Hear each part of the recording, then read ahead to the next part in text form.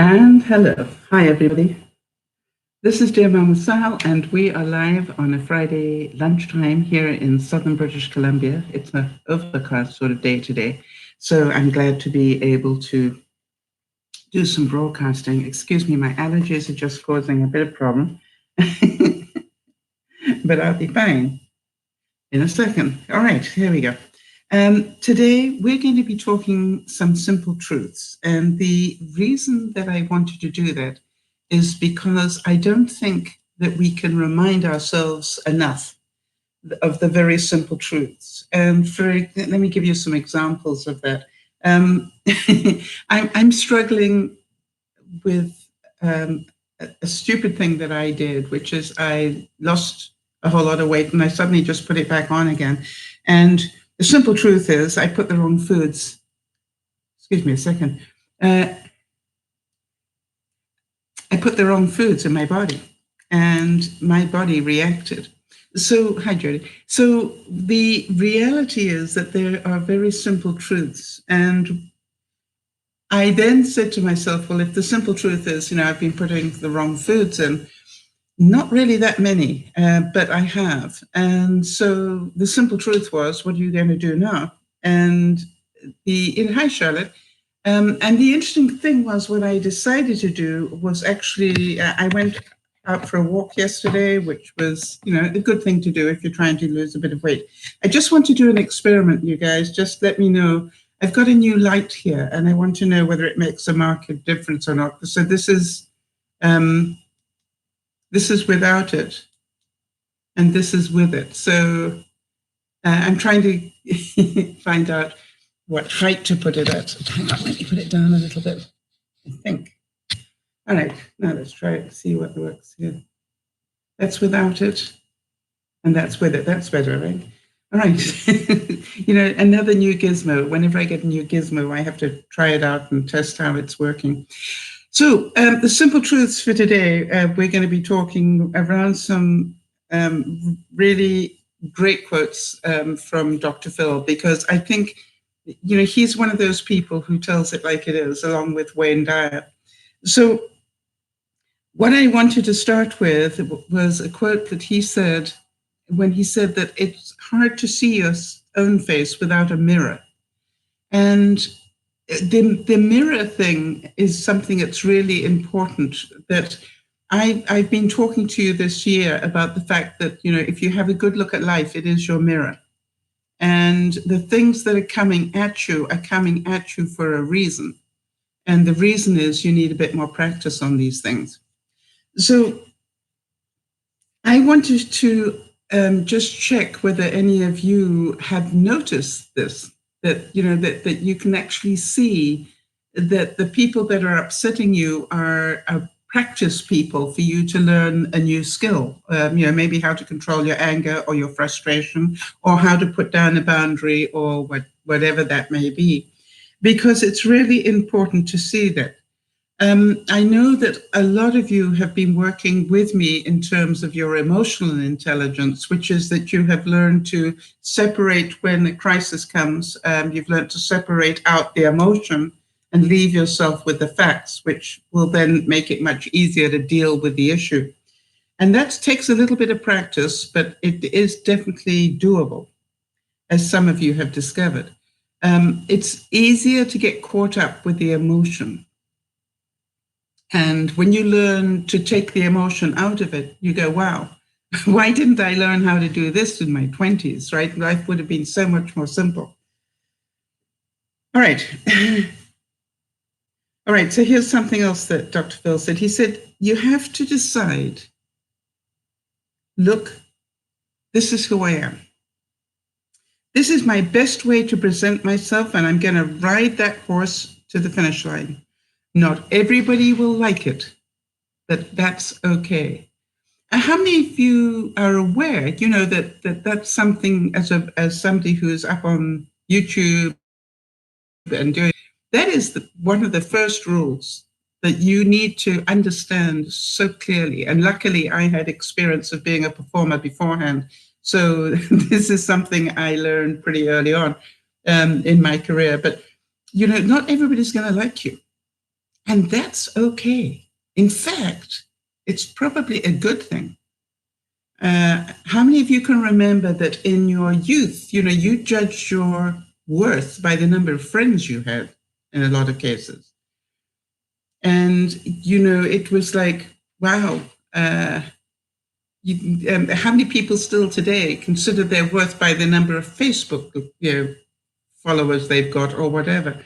One of the things that is really important to know is the most important person that can approve of you is you. If you can approve of yourself, then life gets a lot easier. And I know that a couple of you online at the moment understand what I'm talking about, right? The most difficult person to convince is yourself that you're okay. And, because we seem to grow up, I don't know if any of you have noticed this, that we seem to grow up in an environment of guilt and shame and all these things, when really it's okay. It's not everybody's going to like you. And some of you have felt huge dis-ease, if I can put it that way, because, the people who misunderstand you the most are in your own family. And that's pretty hard to deal with. So keep doing the work and keep knowing that who you are is good enough and not everybody's going to accept you.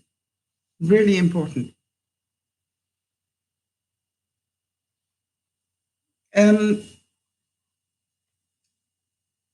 Dr. Phil said, when you get married, your loyalty, first and foremost, is to your spouse and to the family you create together. I find that an interesting quote from somebody. He got divorced, didn't he? Did he remarry? I'm not quite sure about that. But I know that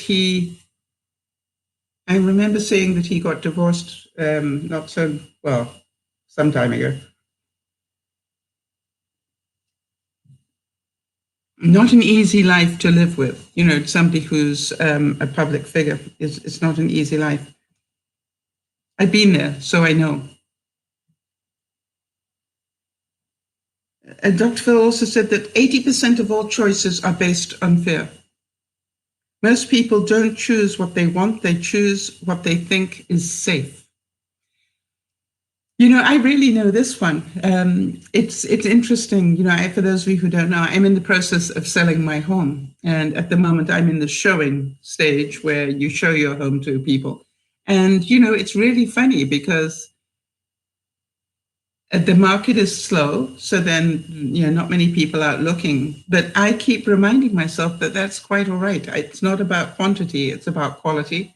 And it's not about how many times I disrupt my life to have my house shown. It's about, I just need the one person, the right person to come and see it. And that's my mantra all the time. And in the meantime, I'm learning all these skills about how to keep my place tidy, which has been a challenge for me. Dr. Phil said that we all have a social mask, one that we put on, right?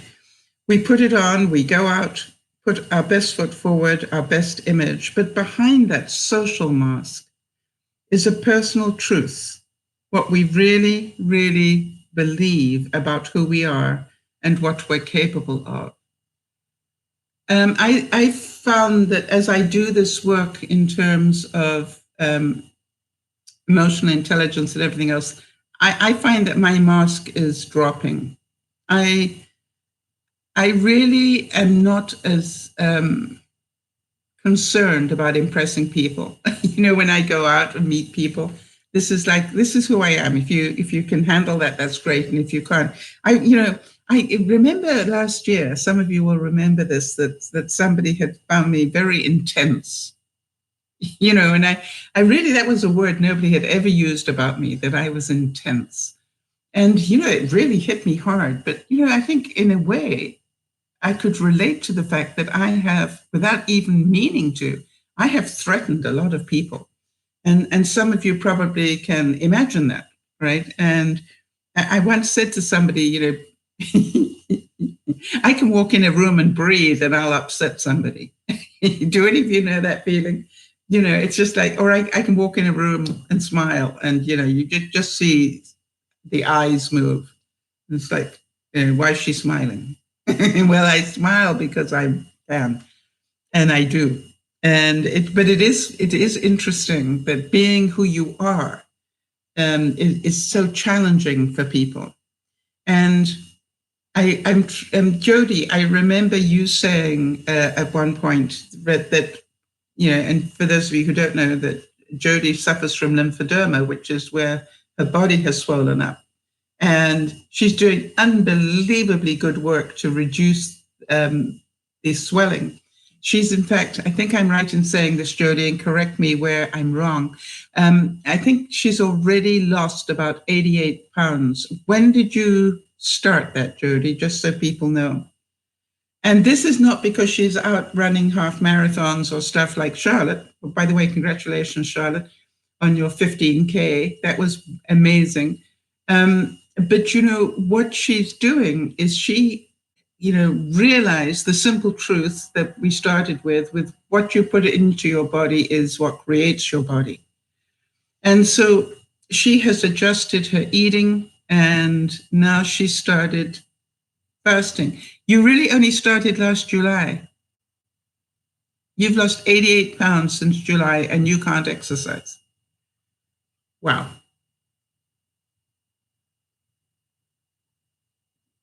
Hi, Linda. So you understand it's possible to do.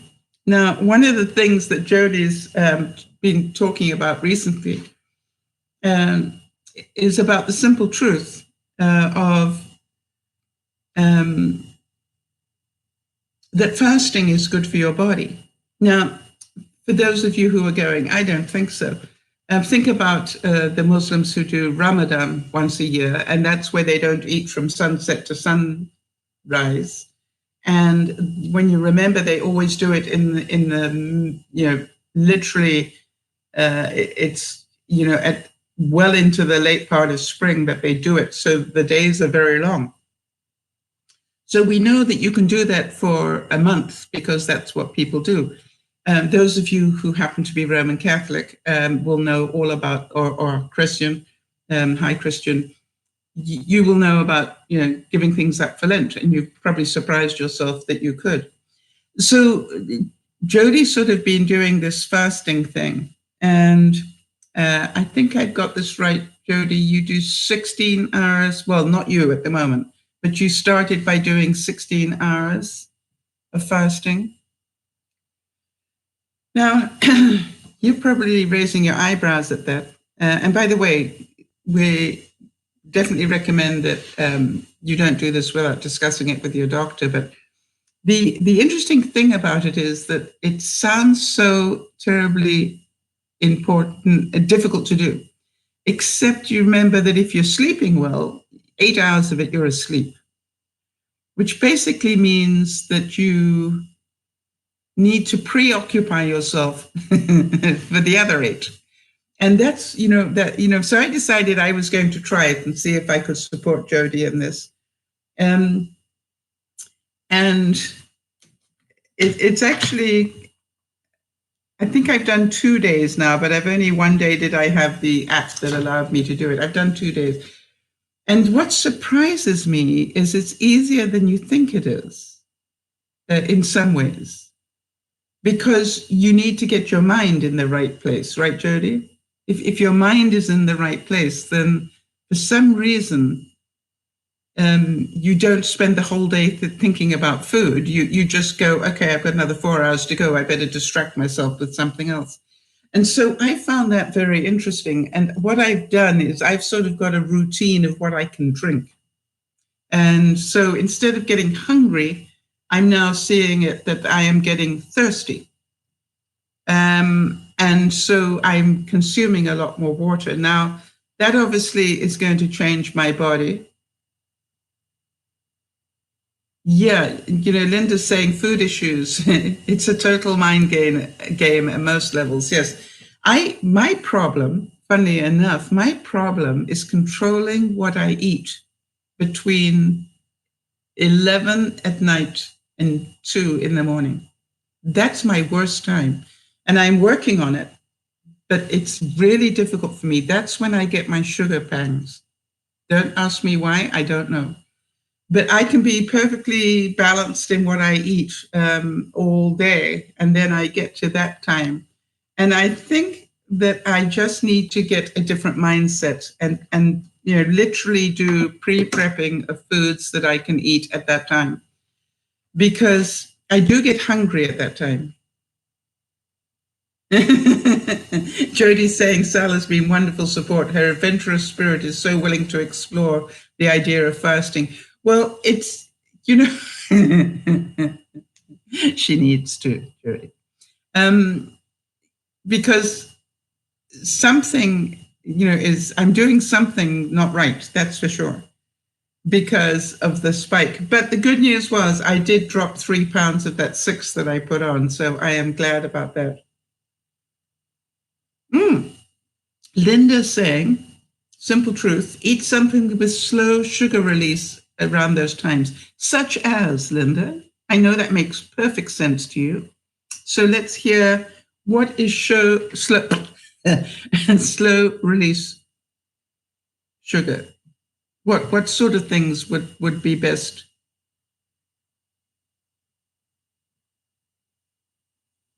I'm wondering whether having, Quaker oats at that time of night would be a good thing rather than a bad thing. I've got a feeling they're slow release sugars. I know you and Jodie know your sugars really well. Maybe Charlotte does too. So let me know.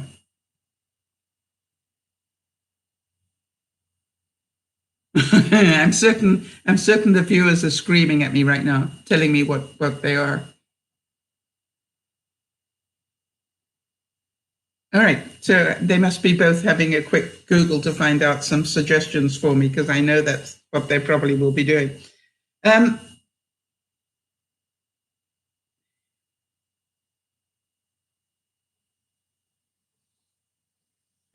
Still, okay. Now, this is the next quote from Dr. Phil. Successful weight loss takes programming, not willpower. All right, so you understand this fasting takes programming. So when I wake up in the morning, it was quite funny because I think it was last Friday, Jodie, that the light went on for me that actually Fridays are a good fasting day for me. Because I normally don't eat breakfast before I do the broadcast, the lunchtime broadcast. And so therefore, that's sort of natural fasting right the way through until 2:00.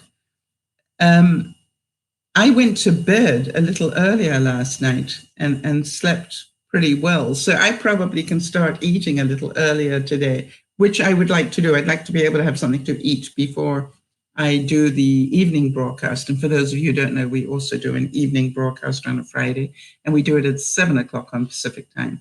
And then we do our third broadcast on Sundays. That's called our Soul Sunday. By the way, Friday evenings, we laugh. We do funny quotes on, if I can find them, funny quotes on a Friday evening. And then on Sunday, we do what I call our Soul Sunday, where we really slow it down and we sort of meditate almost for that. And I know a lot of you are finding that very helpful. And all right, so Linda's saying, eat things like bananas, brown rice, eggs, apples, goji berries, oatmeal. Yes, you see, I had a feeling that oatmeal was a good thing to have. Yeah, so I think that's what I'm going to try, is actually to take half, like a cup of oatmeal or something, or even half a cup of oatmeal at night,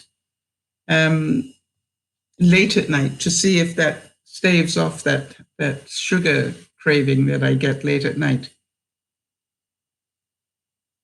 Good. That will help. Every bit helps. I appreciate the input on that. And bananas, that's a good one. I try and eat a jello, a jelly, as we used to call it, Linda, a jello with banana at night as well.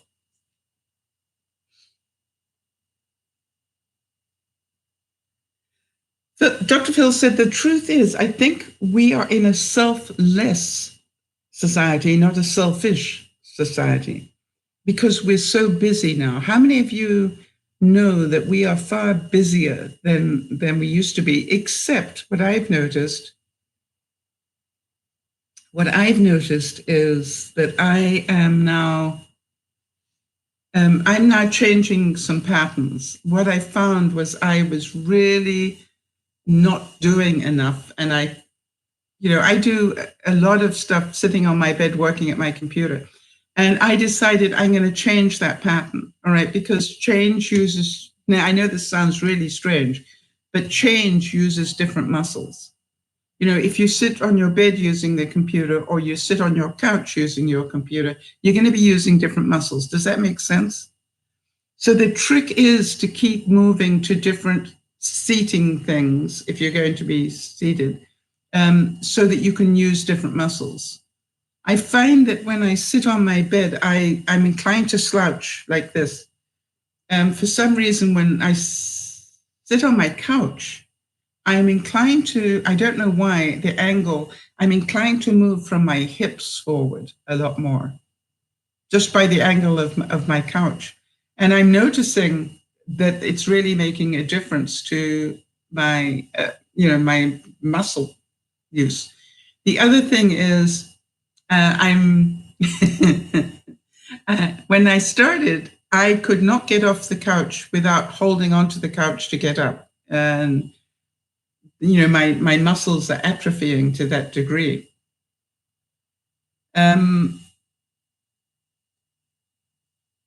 And what I've discovered, and it's a simple trick for any of you who are, maybe my age, sort of over 70, or anybody who is,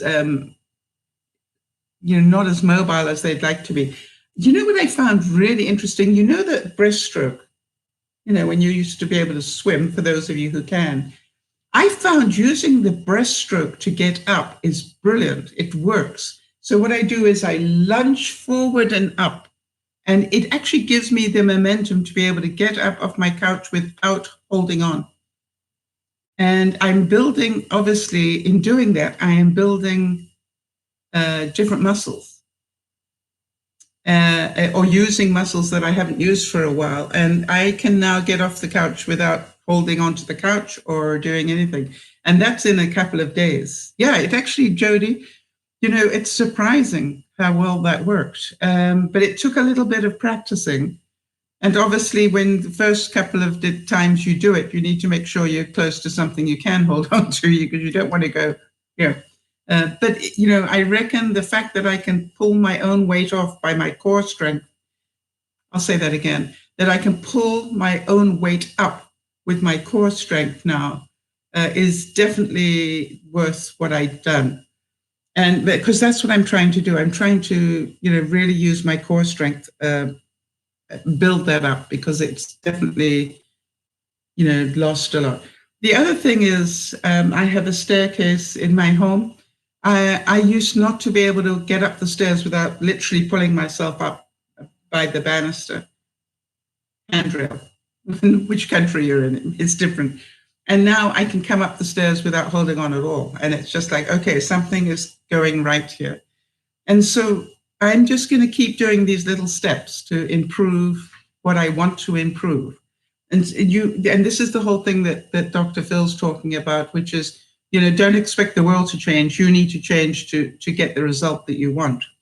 And so, Jody, I want to thank you for the idea of fasting, even though I quite honestly had a very interesting reaction to it. When you started to talk about it, and then Lauren started to think about it, I literally used some short words and thought, yikes, I don't think I can do that. And it was interesting because I started to panic a little bit, because how was I going to be able to support this if I couldn't do it myself? And then I went, something, why would you say that about yourself if you haven't even tried? You see, that was the interesting thing. If you haven't tried, why would you say you can't do it? I just want to move this behind me. And, it was, it doesn't want to be behind me. I can live with it. So, but the interesting thing is, now that I've tried it, I'm actually quite surprised that I can do it, and I can do it for 16 hours. Now, the interesting thing is, when you were doing this, Jody, how many days a week did you fast for?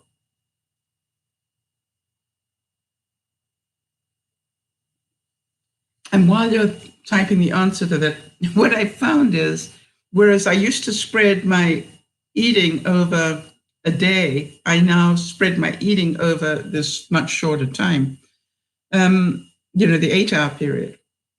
So I'm not quite sure whether that's a good idea, because I don't seem to be putting in less calories. I seem to be putting in the same amount of calories in a shorter time.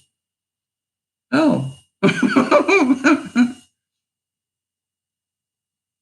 So you started with 3 days on, and then 3 days a week, and then you went to 5 days a week, and then to 7 days a week. Okay.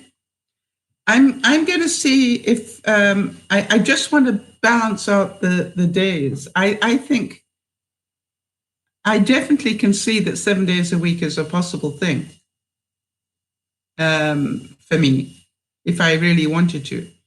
But I'm going to see how that works, because obviously there are going to be some days, if I'm out, if I have to go out to lunch with somebody, then I obviously won't be doing that. So the trick is to allow myself those days, right? I definitely can't imagine going out to lunch with somebody and just drinking water or tea with them. I think they would feel uncomfortable if it's not about what they feel, right? It's about what I want, I guess. We'll see.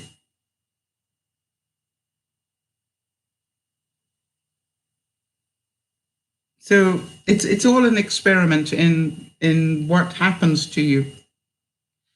Am I noticing a difference? Not really, not yet. I would like to be, but I'm not yet. So I'm going to give it another week, and I'm going to let you guys know. What I find is it's a good idea to get an app that helps you. For example, the one that I'm using tells me I've got 5 hours and 27 minutes and 15 seconds more fasting to do.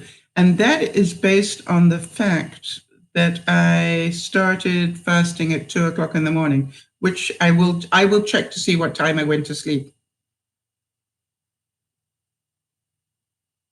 Yeah, okay, so that's right, Jody. Thank you. Jody's saying she has a lot of weight to drop. How much more do you have to drop, Jody? Have to is not the right word, right? Choose to. This is a choice you're making. But you're being flexible about it too. If I need a day off, then I take it. Yes, that is the whole thing. I'm trying to find out what food I need to be eating on those fasting days, so that I make it. I'm pretty sure that if you fast for 16 hours and then eat, lemon meringue pie and stuff all for the rest of the 8 hours, that's not going to help a great deal. But from what I gather, Jody, and just correct me where I'm wrong, that this is as much for your body's health rather than just losing weight. Am I correct? Because when you fast for 16 hours, it actually causes your cells to get rid of more toxins.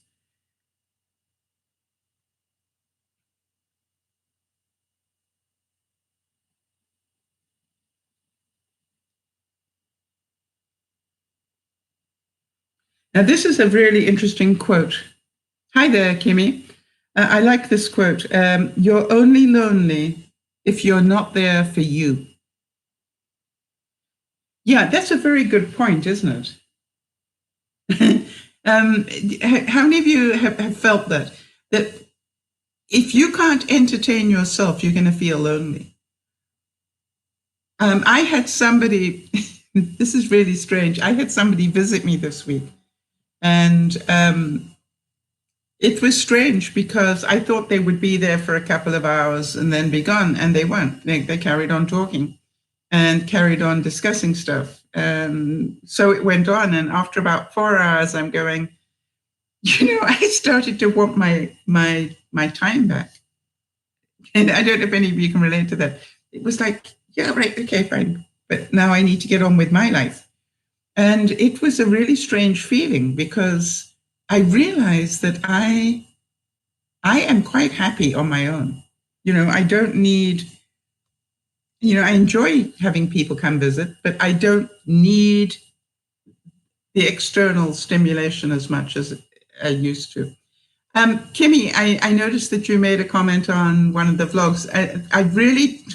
I really do want to thank Jody for something. I keep putting down vlogs and I just don't edit them. And the funny thing is that Jody has encouraged me to literally go back and start editing videos. And Kimmy, I noticed that you've been watching some of them, so I don't know if you've been finding them useful. Oh, you've been sick. I'm sorry, is that your asthma again, Kimmy? Or is it something else? We wish you well, honey.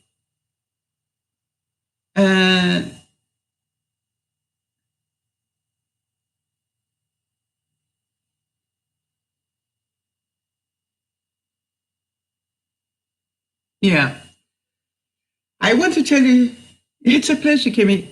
Kimmy, I want to tell you that my allergies this year have been worse than they've ever been. So part of what I'm hoping is what I'm doing will help strengthen my immune system a bit. Because am I correct that allergies are one form of immune weakness? Got to think about that.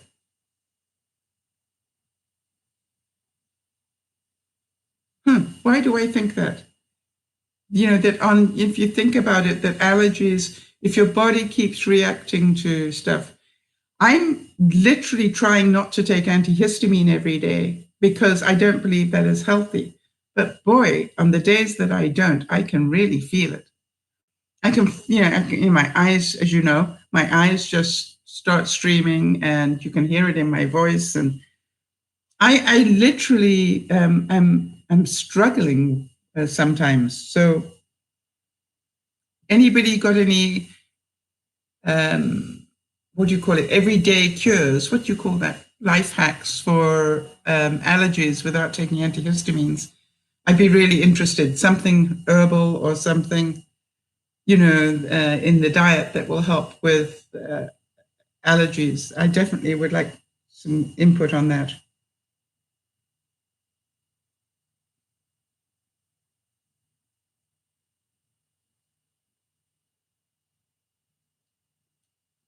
Now, this is a really great quote. Dr. Phil said, awareness without action is worthless. So if you notice that you have a short temper and don't do anything about it, then the awareness is wasted, almost. Does that make sense? If you are aware, as I am, that I have this sugar intake, and Linda, I think you asked me, what do I put it, what is it that my body craves? Definitely ice cream.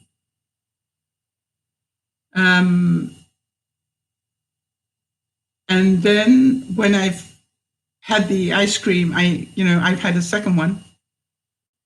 And I know that's just stupid. But then I go, okay, what else can I eat instead of that? And then I have caramel rice cakes because that gives me the sweetness, but it also has the rice cake in it. So, it fills me up a little bit. But I am definitely going to be looking at changing that. The first thing I need to do is stop buying the ice creams. That would be a really good start. Oh, interesting. Kimmy's saying that eliminating foods has not helped in her allergies. Okay, that's your asthma. Okay. Now, asthma is a bronchial thing, right?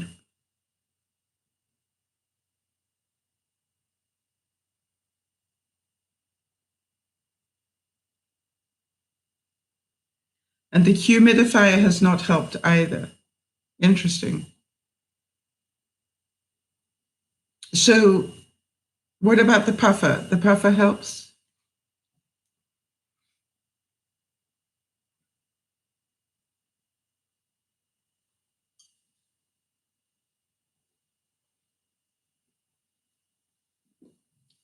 Okay, so if any of the viewers suffer from asthma and have any things that they would like to suggest for Kimmy, please leave it in the comments below, because I'm certain that she's at a point where she will try, she would like more input, because she's tried everything that she can think of. So that's a good thing to do. I would say, so the steroids make you sick as well sometimes if you take the puffer. I must admit that if I don't look after myself, Kimmy, I am prone to asthma because of my years of smoking.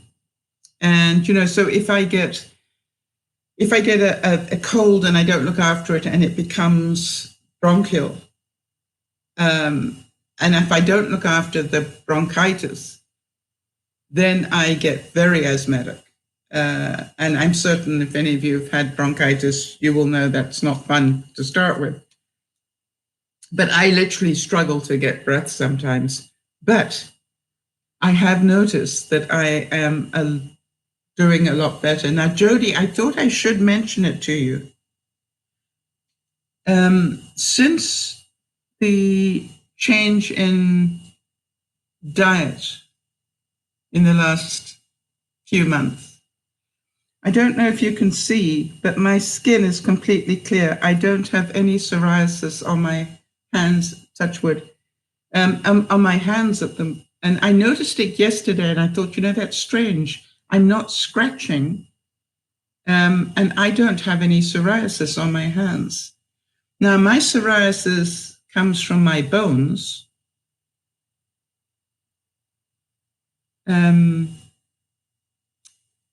What is it called?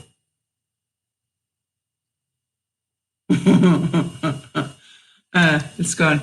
Anyway, my psoriasis comes from my bones. And, so something's changing, Jody. I thought I would mention that. The weight might not be doing what I want it to do because of what I'm putting in my body. You're right. Why did I not think that? Yeah, it's psoriatic. It's psoriatic arthritis. Yes. So, and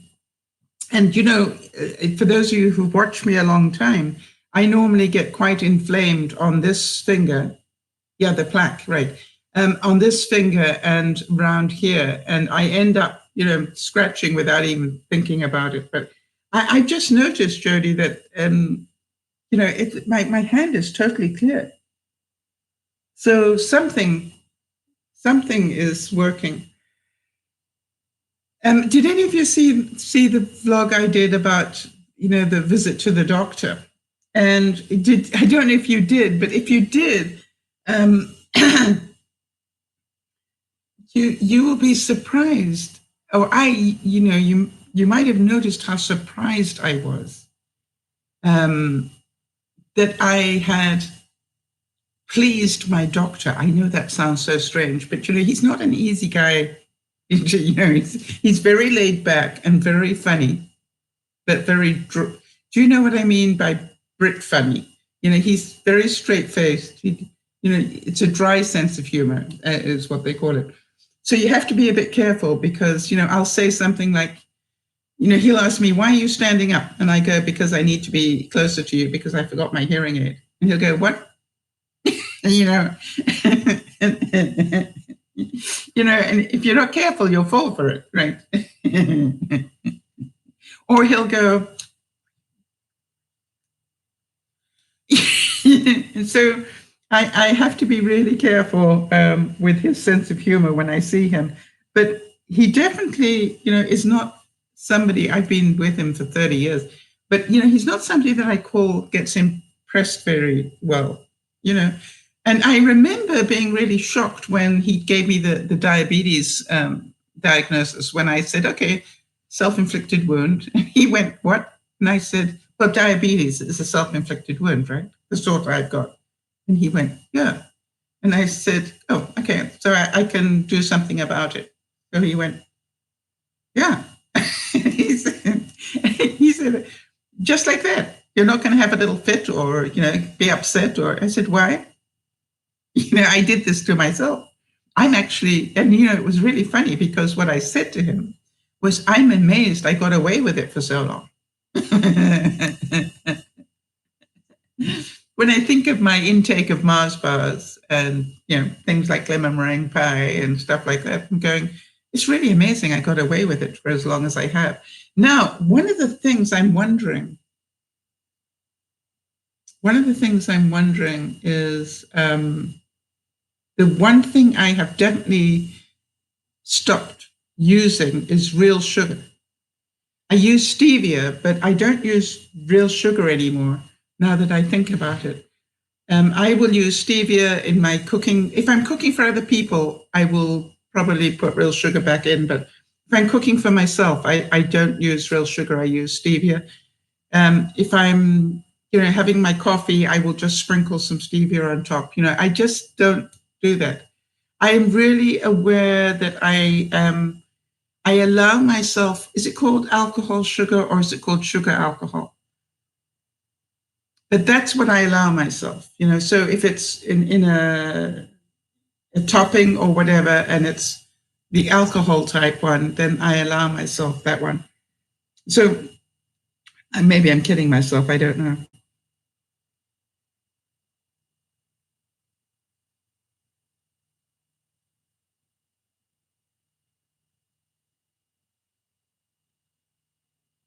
Sugar alcohol. Okay, thank you.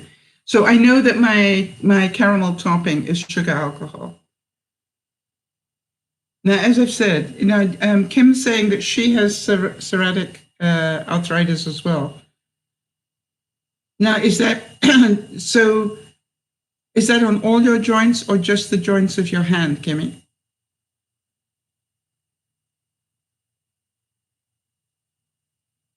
So, Jody, I wonder if you can, in your inevitable way, just help me keep track of how long I stay free from it. Because something I'm doing is right. I'm not quite sure what it is, but something is helping it.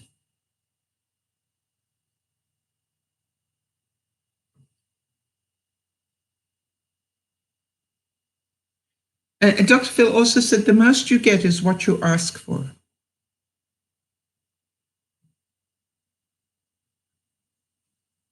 And also, I'd like to say that what you get is what you allow yourself to have. How about that one? I've been broadcasting for 6 years. Hi there, Erin. I've been broadcasting for 6 years, and I'd always wanted to have a light. And, I just went, this is ridiculous, that I haven't got one. And so I managed to find one on Wish, which I expected not to work, quite honestly. And I think it actually has densities on it. I have to find out. I don't know what that does. Oh, different light. Okay, so guys, what do you like better? This one light or this light? One is a slightly yellowy light, this one, or this one is the regular light.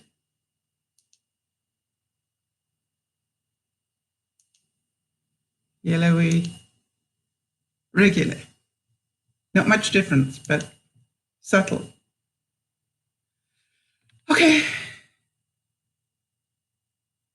I love these experiments. Yellowy. It's like an eye exam, right? Yellowy. No, that's regular. Yellowy. The yellow light is better. Okay. Survey of one. We'll try it for a while. Yeah, I think. Now see, now Jodie's saying the regular one. So we'll let the viewers, as they watch it, if those that do, they can also put their input in. I'm on the yellowy one at the moment. So this is one of those things where I went, this is really stupid. I need a light.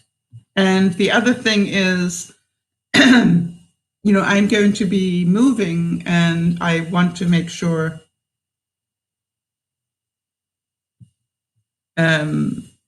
that I have a setup where I can, basically keep the broadcast side. I've got to find the wall in my new place, right? How many of you know when I look at places, I keep going, yeah, where's the wall?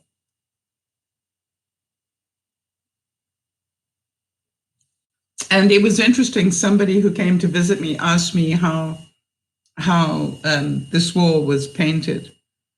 And, the strange thing is, how many of you know there's part of me that is dying to do my cell type painting, but on the wall to see if it's possible to do? You know how much mess that would be. But wouldn't that be interesting? Wow. I'm just thinking, can you imagine a whole wall with, where's my finger? Yeah, that. Oops, I think I'll start with a big, piece of board. I bet you it's possible to do.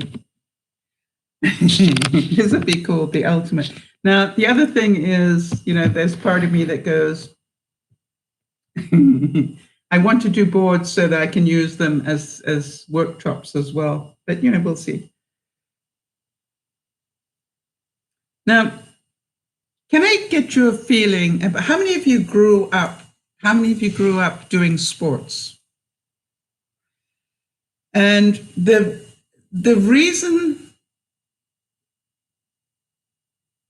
I wanted to talk about that is I wanted to ask you whether you believe that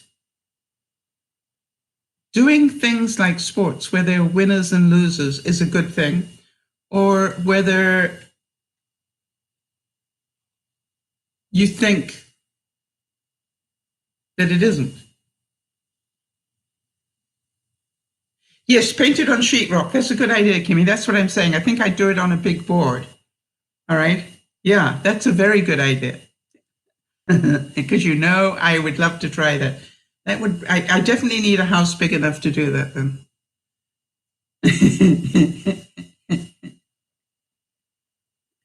You know what I saw? I saw somebody that did one of those type paintings. And they actually did it on a big bit of, I don't know what, I think it must have been fiberglass, because he then attached it to the back of his trailer. He did both sides of it. And then his RV, he attached it to the back of the RV so that when he was driving down the road, it was a piece of art. But then when he got the other end, it was a toy hauler type one. He could lift it up and it became, a piece of art above you when he lifted it up. Okay, Jody, can you make a note of that for me, that the biopsy is on the 26th?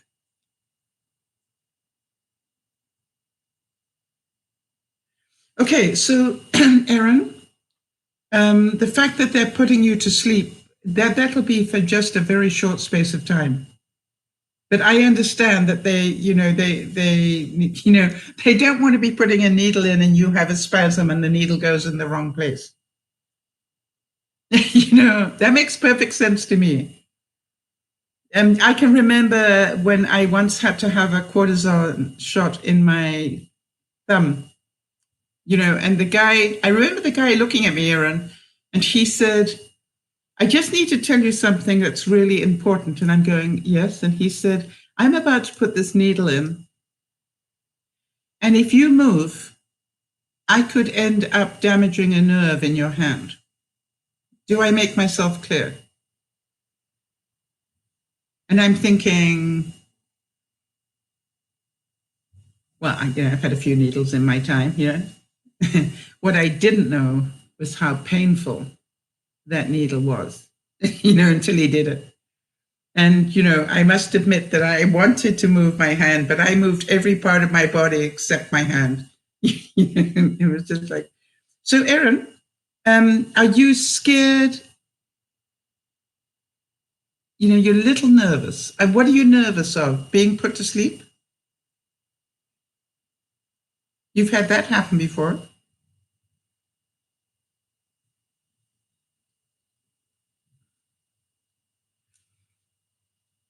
There's part of me, I actually prefer it when they do that.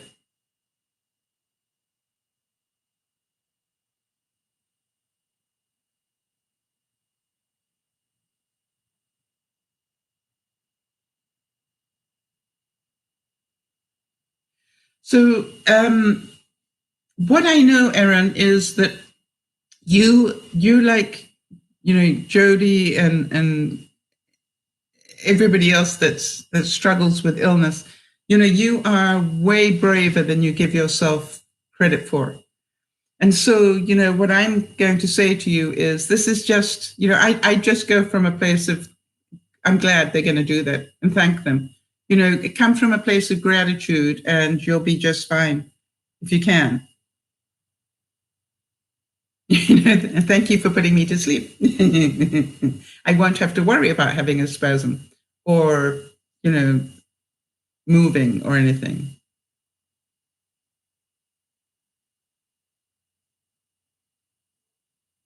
Best of luck with that. So we're now on the 14th. So 14th, 21st. All right. So it's a little over a week, about 10 days away. All right. So we'll keep track of that for you, Erin.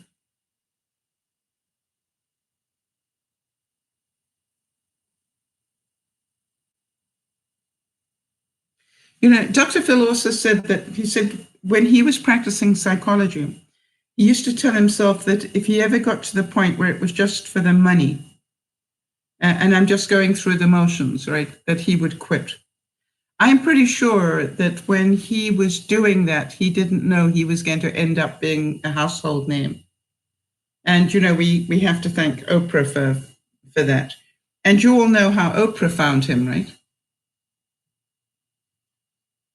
It's a really interesting big circle because Oprah found him when he was helping her side. When you remember she had that court case against the beef people.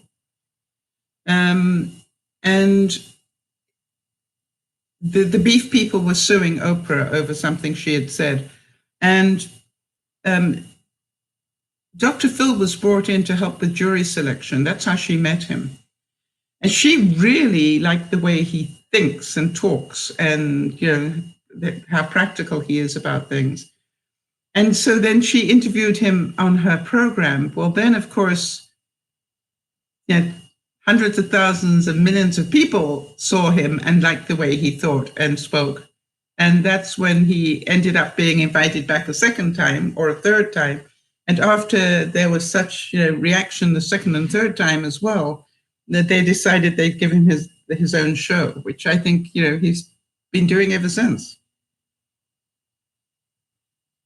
Wow, and this is an interesting quote for some people. It is better to be healthy alone than sick with somebody else. In other words, that everybody gets tied into this, I need to be in a relationship, I need to do this, I need to do that, when quite honestly, a lot of people would be actually happier on their own than they are in the relationships that they're in. Now, I know that doesn't apply to a lot of you, but it's an interesting point. Don't be scared of being alone. The only person the only disadvantage of being alone is you are responsible. You can't blame somebody else for the fact the garbage hasn't gone out, or you can't blame somebody else because the lights weren't turned off, or whatever. I find that living alone, you are responsible, and I that is a good way to be for a lot of us.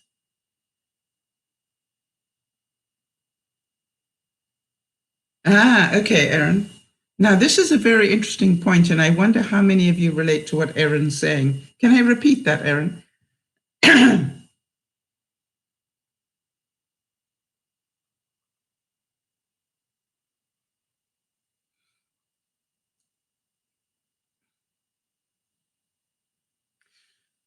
And I want to just check, because that actually is a core issue.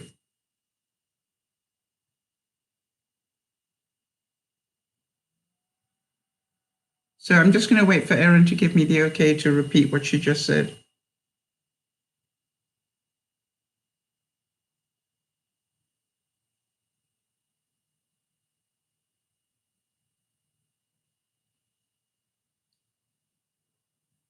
All right, I'm just going to keep on until Erin gets back to me. Dr. Phil said that, we do know that there is a high frequency of violence in homes of those who bully.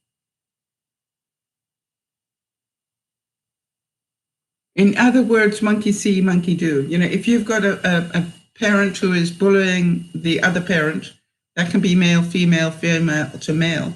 But if you've got bullying going on in your household, then the children see that, and that is normal to them. So therefore, they go off to school and they bully people. Does that make sense? But that also becomes violent behavior, that they think that's okay.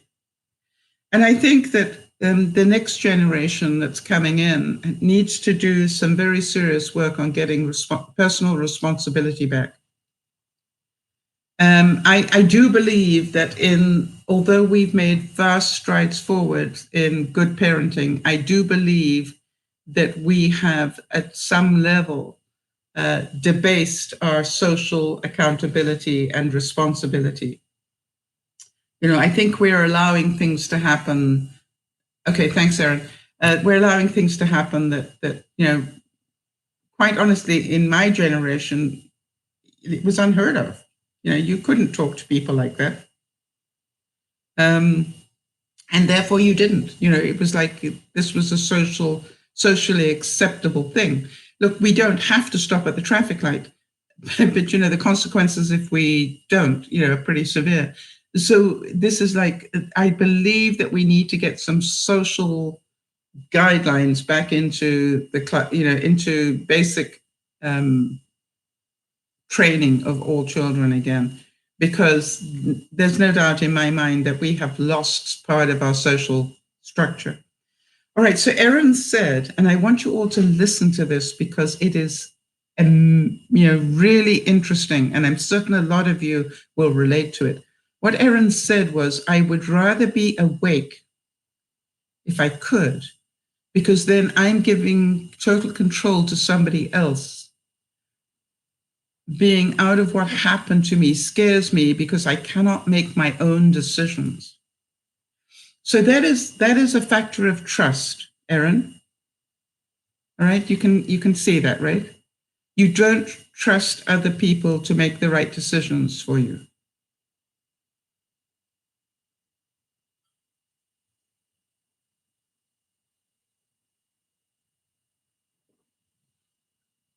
And I think with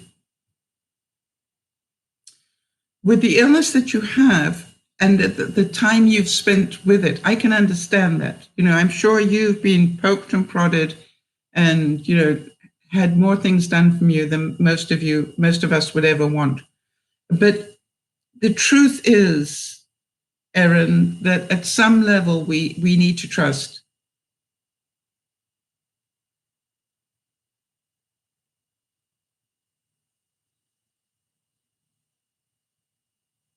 All right.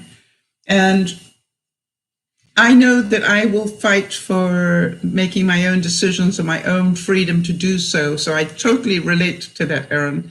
But, once I get to that point where, okay, fine, they need to, give me the pentothal or whatever, I just have to trust that they know what they're doing.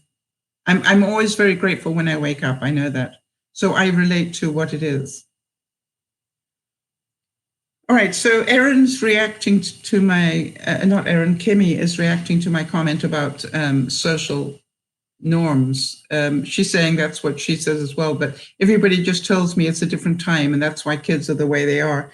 Yes, I think kids are the way they are. They're a lot more selfish than they used to be.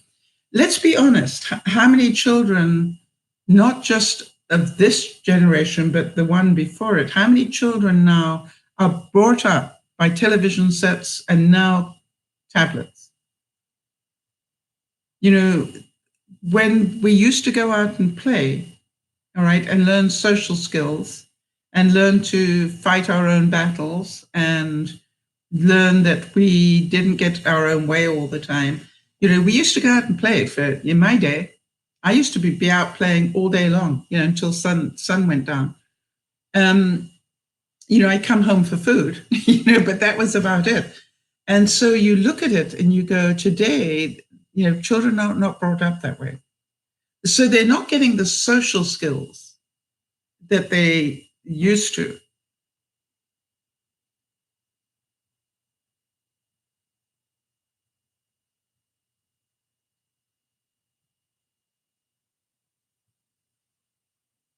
All right, so Kimmy's saying that she finds them selfish, rude, disrespectful, lazy, and they talk back.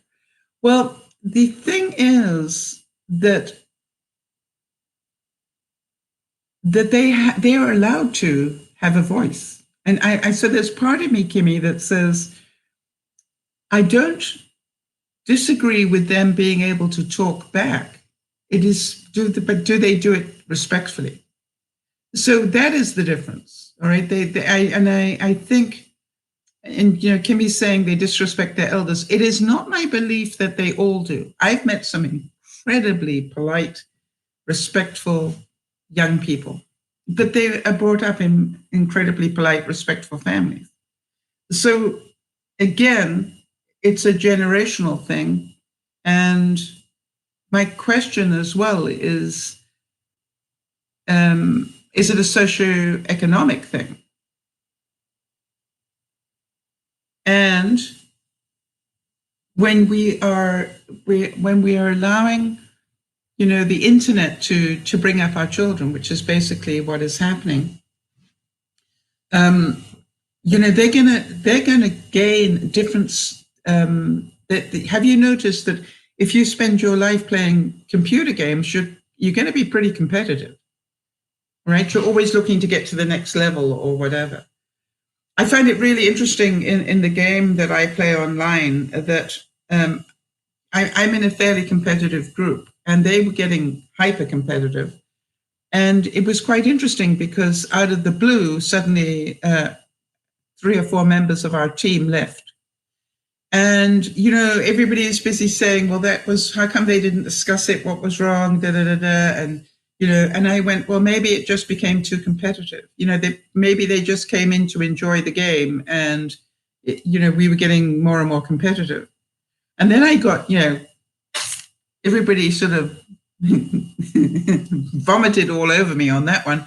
And I said, it was just a thought. And guess what? 2 days later, we found out that was exactly the reason. Wow, Kimmy's saying it's a government thing. The kids have too many rights. Really? Wow. You see, for me, I don't think that is true.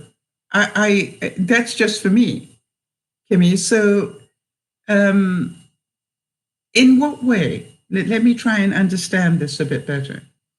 And by the way, for those of you who are watching, do you think children today have too many rights? Give me an idea of the sort of rights that you think they shouldn't have, Kimmy, just so that I can understand.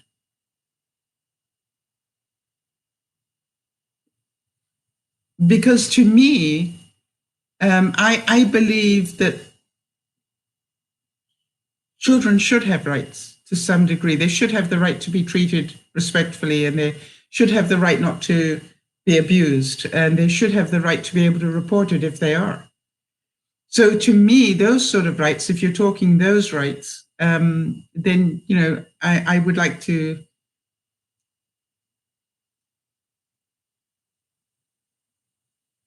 All right, so Kimmy's saying, I grounded my granddaughter for staying out until 11 and lying. All right, who got you into trouble for doing that? You say you got into trouble. Who gave you trouble when you did that?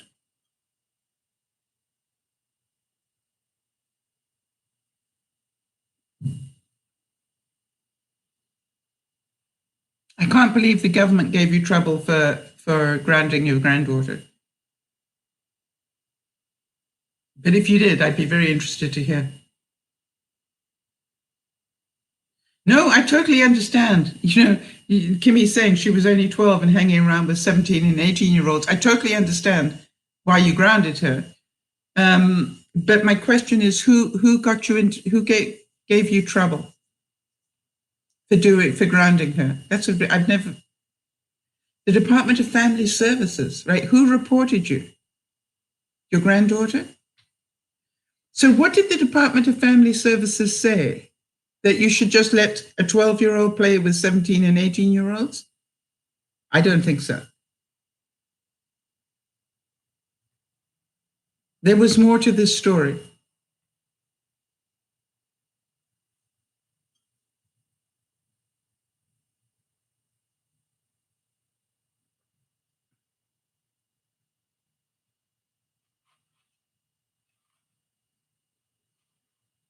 That's a really interesting story.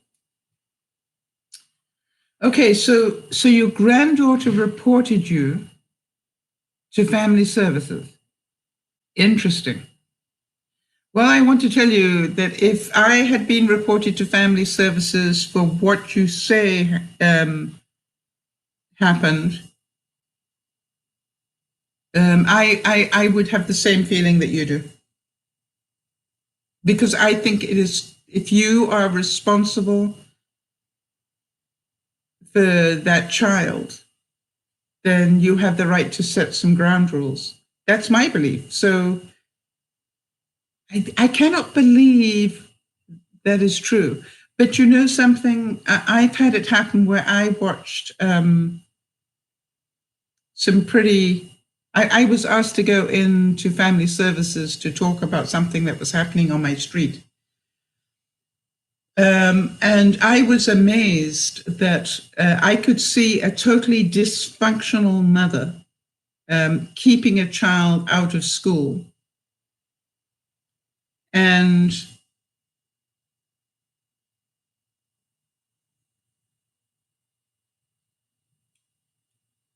oh, see, there is more to the story, Kimmy.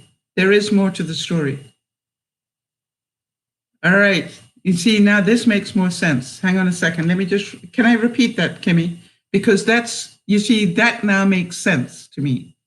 Even though the information was wrong, that makes sense why they got involved.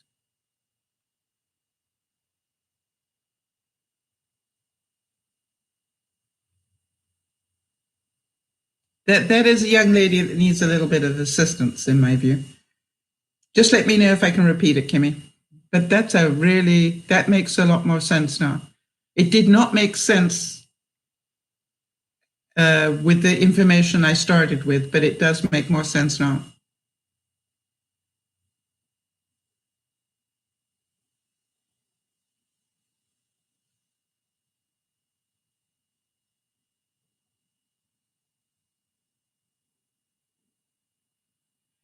I just need permission to repeat that part of the story, Kimmy.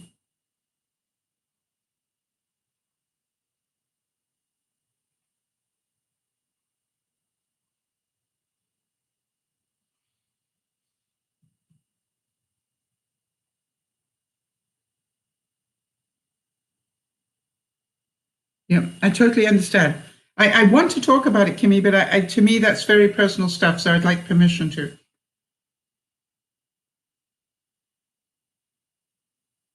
That makes much more sense now. And as I said, that's a young lady that needs some help.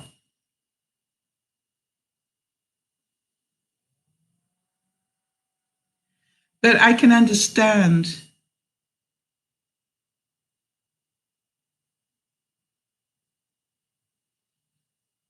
Yeah, I quite agree with you. I have, okay, no, okay. All right, so here's the rest of the story that Kimmy's saying. Apparently, when she got grounded, she then texted everybody a picture of cutting. You know, if you've ever met anybody that cuts themselves, and she took she found a picture because she didn't cut, but she found a picture of it and then started to share it with friends. And then what happened was Kimmy's family called the Department of Family Services, all right, who came, and what happened was that the police came and saw that she wasn't cutting, that this was not true, and then wanted to take her off for 48-hour watch at hospital, which is a very good idea. And she just took off at 12. At 12, she took off, and you're saying they didn't even look for her. And she did it to get her own way. You know something? That is totally correct. That's what she lost control. For a moment, she had control, and she got revenge on you. All right. And because she got caught, you know, in other words, you remember that story we started at the beginning with, you know, if you want to take a good look at yourself, you need a mirror. What happened was somebody shone the light on her and said, you just lied. That was the very reason, Kimmy, that you grounded her, was for lying, and she just lied to the world. And the police knew that. So yes, she ran away because she couldn't get her own way. And you're saying that she never did get help. Well, sometime in her life, I hope she does, because it could save her life. So yes, I now totally understand why you think that the family services have too much power. But the truth is,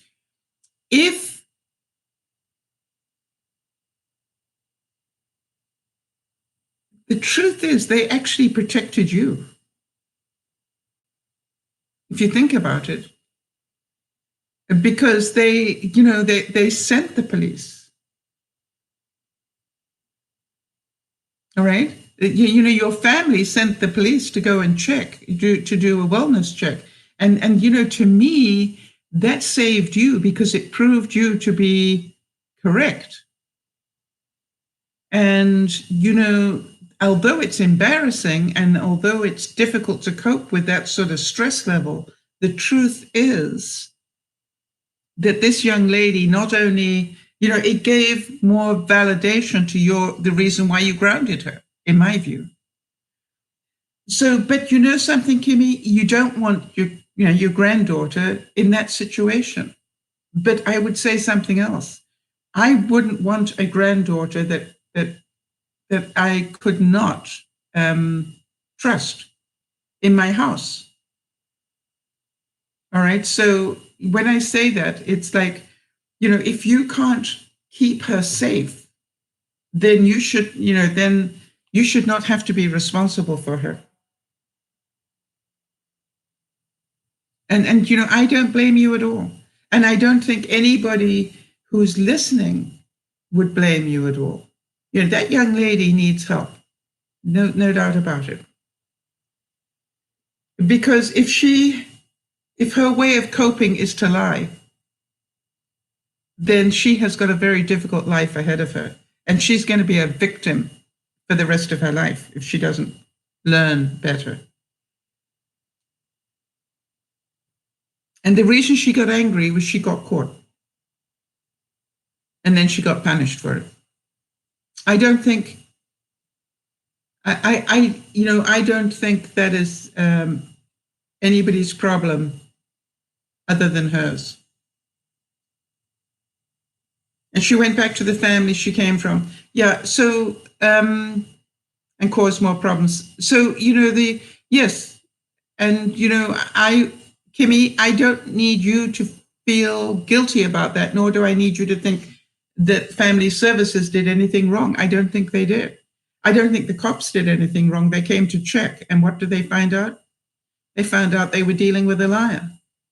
And they knew that, that this was a problem child. And that's why they wanted to get her under care.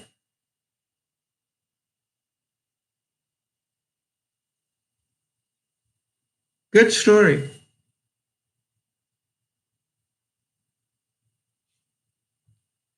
Wow. Listen to this.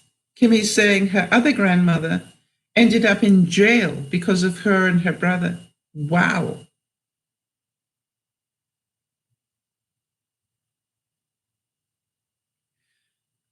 So that to me, are they adopted or something? Because the way that you talk about,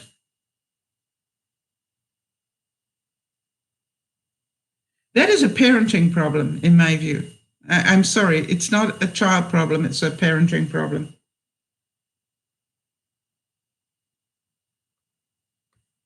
Yeah, really tragic.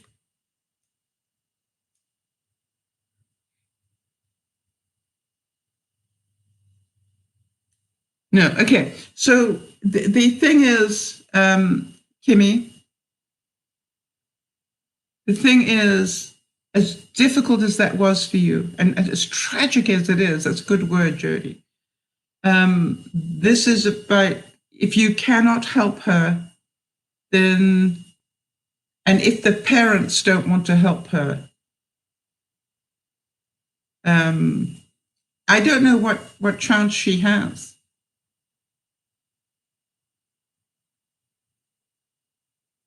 Now we've all, we've all been through our teens. Their mother is on drugs, and they've been in 7 different households. Okay, well, there's the problem. Yeah, it's a parenting problem, and you have to feel for the children. And when I say you have to feel for the children, because what did, they watch an addiction going on, they watch dysfunction, and they will become dysfunctional. One of the viewers that we have, talked about her life as a child with an addicted mother. So she blames you, that being the mother that's on drugs blames you. That would be quite normal, Kimmy. I don't know an addict that blames themselves. They blame their upbringing. They blame, the sun came up this morning when it shouldn't have done, or, I say we because, I was addicted. I was addicted to cigarettes. So we all had somebody we blamed for why we smoked, or why, I think drugs are the same thing. We all have people that you can blame, but you get healthy when you stop blaming, because you realize I'm an adult now. What I do now is my business. All right. It took me a lifetime to stop smoking, Kimmy. So, I have difficulty judging anybody that's in an addiction because I've been there. And I literally can tell you from the age of 20 onwards, I tried every single cigarette cessation method that came out. I don't care whether it was patches, whether it was hypnotherapy, you name anything that came out that would supposedly help me stop smoking, I did. And, the interesting thing is it took me, and, right up until 6 years ago to be able to do it. And you know why? I needed to grow that much. I needed to stop being a child and wake up. to reality. And the reality was I smoked because I chose not to do the work on myself enough.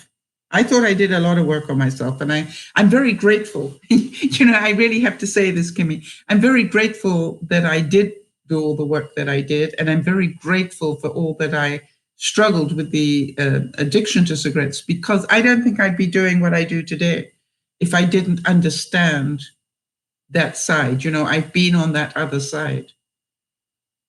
And I don't think that I could help people the way that I do if I hadn't seen both sides of that story. The same way as, I believe that somebody wrote to me just and said they got inspired with, the choices I'm making these days. But, it's like, I think the fact that I'm talking about the struggles I'm going through. Yes, I understand the struggle. And I for sure understand the struggle of trying to lose the weight. And Jody, I've always been in awe of you, but I'm even more in awe of you now that I know that you have done this, 88 pounds since July. That is, and without being able to do any exercise other than your leg lifts or whatever.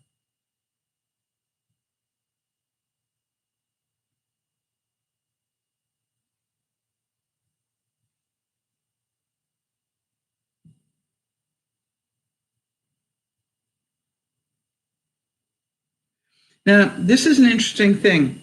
And Dr. Phil said, take it from a guy. If you're in love with somebody, you will swim that stream, you will climb the mountain, and you will slay the dragon. You're going to get her somehow, some way. I think that is really important for women to understand.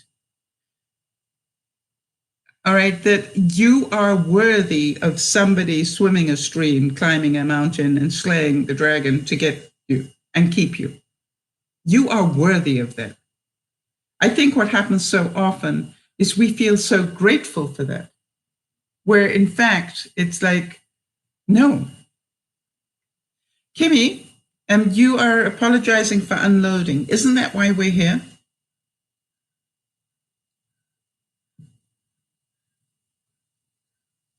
With the exception of Soul Sunday, where I try and keep the vibration lower and lighter, actually deeper rather than lighter. This is why we get together, is to discuss things like this. You see, yeah. So, Jody is saying thank you. That Lauren and myself have been Jody's greatest cheerleaders. I want to tell you something, Jody. I had no idea that you have been fasting for this long. I don't know why. I really didn't know that you had been fasting for this long. Now it makes a lot more sense. So now what you're telling me is that fasting actually works well for you. And hopefully it might for me as well.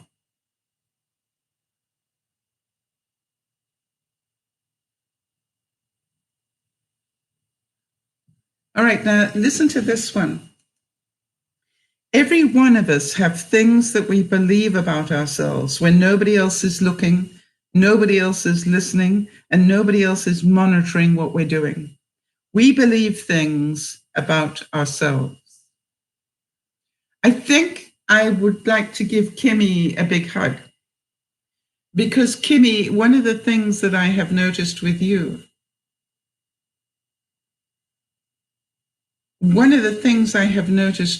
Kimmy, is that you have grown in the time I've known you. I really feel that you are standing up for who you are and knowing that who you are is okay. You're not perfect. Neither am I, neither is Jody, neither is, anybody else. But what I do believe is that you are much more accountable today for your own well-being and your own happiness than you were when I first met you.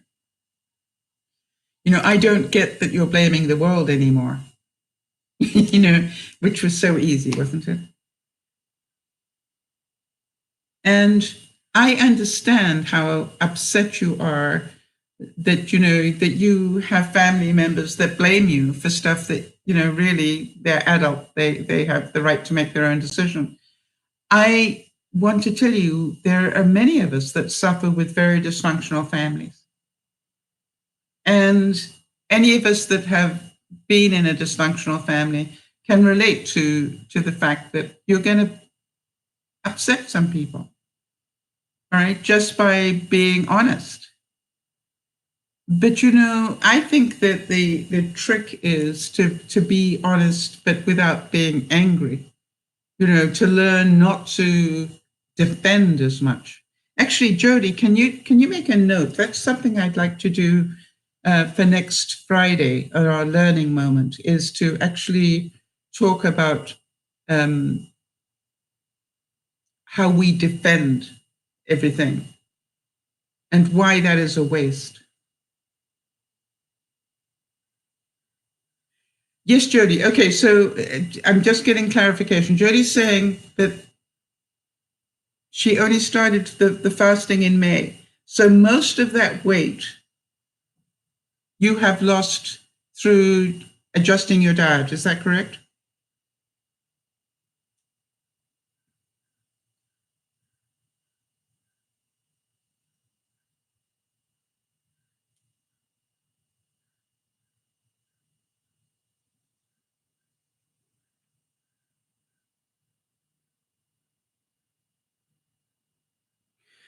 And while you're answering that, I just want to go on to the next quote, where Dr. Phil said, relationships are negotiated.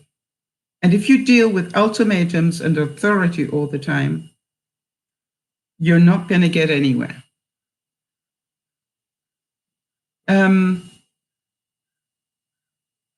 Yeah, I find that really interesting because so often we only interested in our side of it. We're not interested in both sides of it. As I was talking about that game that I play online, where we had this one person that was hyper competitive, and every time they reach the next stage, they want to reach the one after that. And what it was doing, it was pushing people that were thoroughly enjoying the game faster, and it was creating the necessity for them to spend money, for example, where they didn't have it and didn't want to.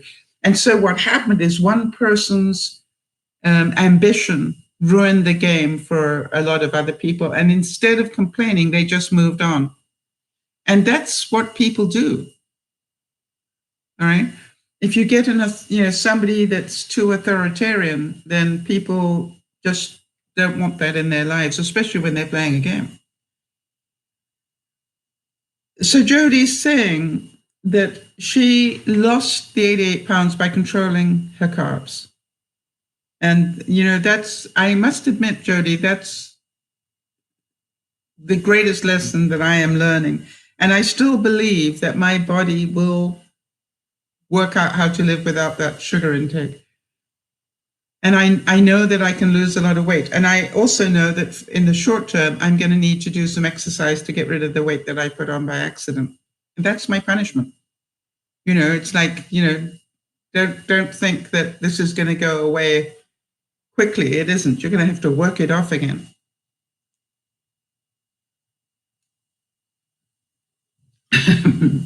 Lots of veggies. Yeah, exactly.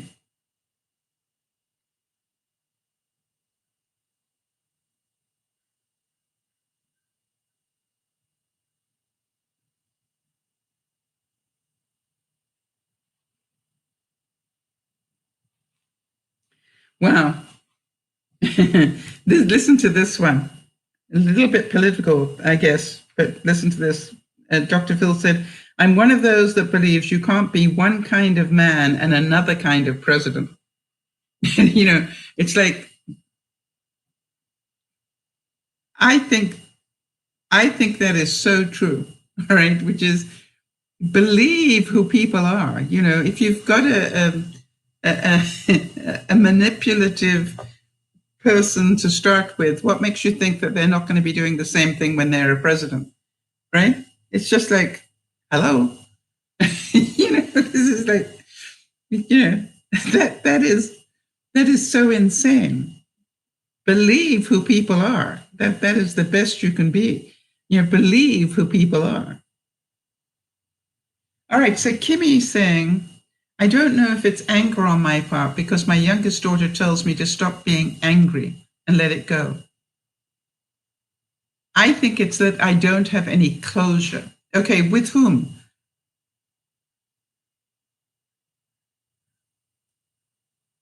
Oh, your grandmother didn't say sorry. Okay, no, well, I got news for you. Yeah, that's something you can't spend, well, you can. You can choose to spend the rest of your life being angry about that. Right?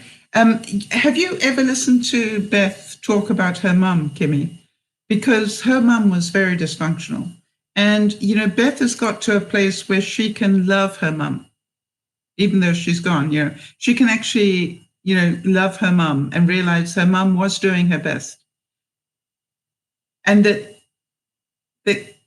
she does not need to repeat what her mother did for her children. And so to me, I'm saying, I think the greatest learning that you have is to forgive your grandmother. Because she might never have had the character. Here's a difficult one, Kimmy. She might not have had the character to be able to apologize.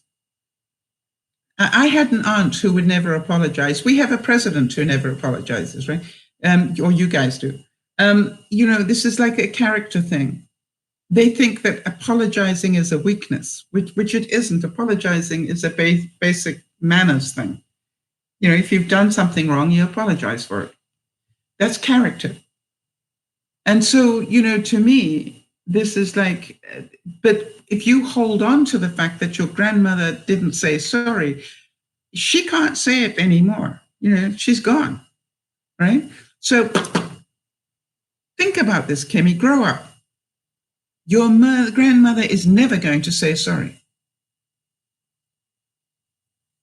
Fact. Therefore, are you going to say she did the best she could with the little she knew, and I forgive her for not saying sorry, and I love that she tried her best? Right? I am not going to repeat her pattern and be granddaughter. Okay, you said grandmother.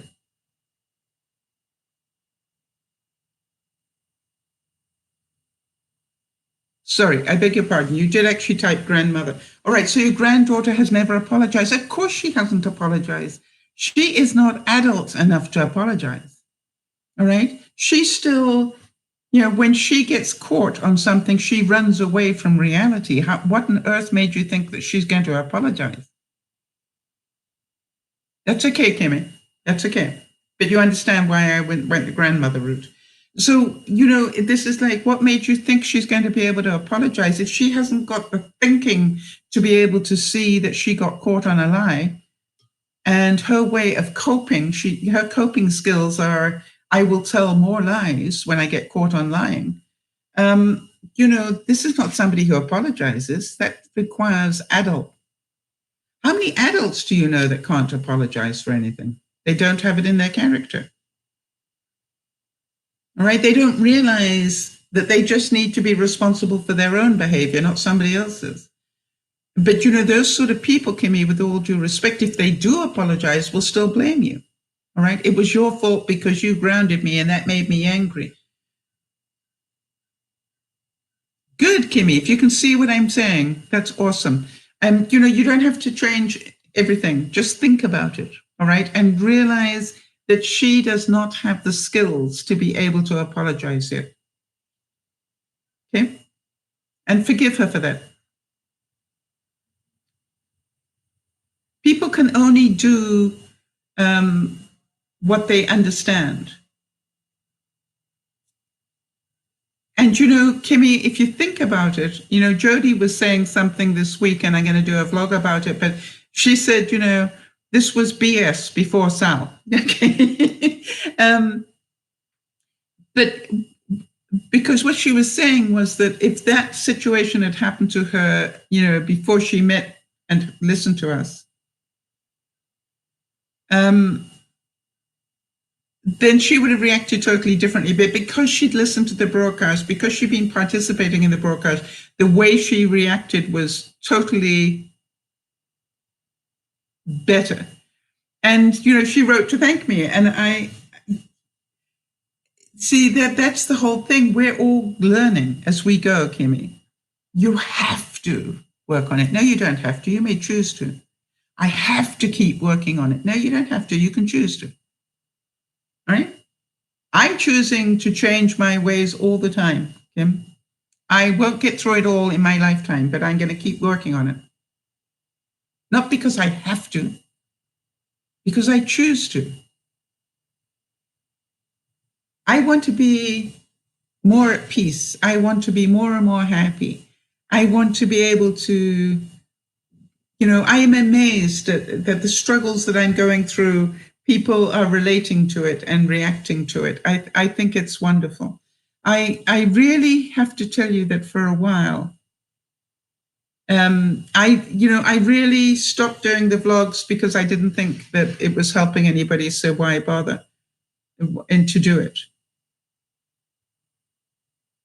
Well, you see, Kimmy, and this is the whole point, right? You're saying it's making more sense now that you've talked about it.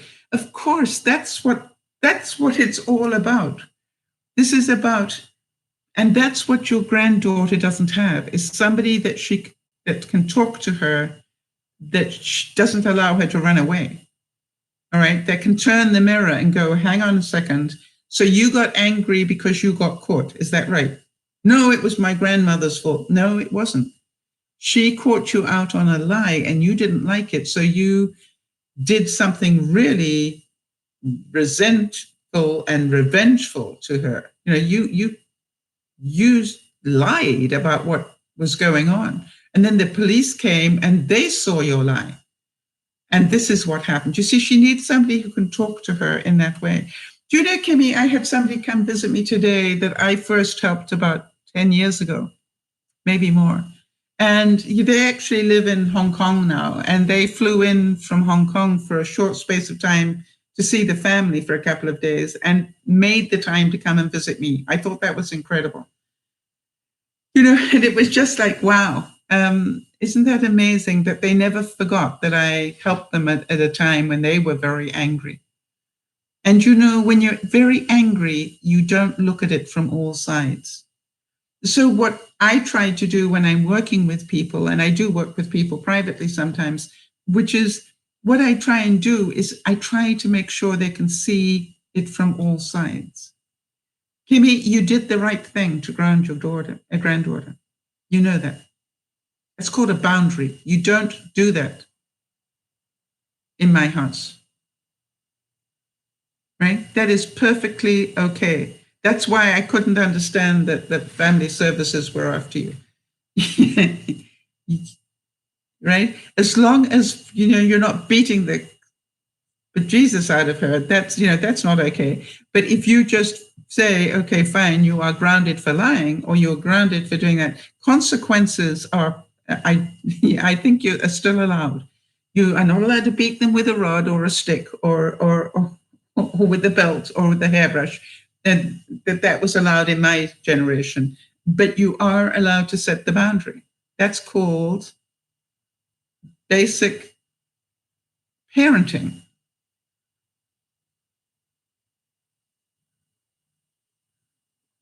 Well done.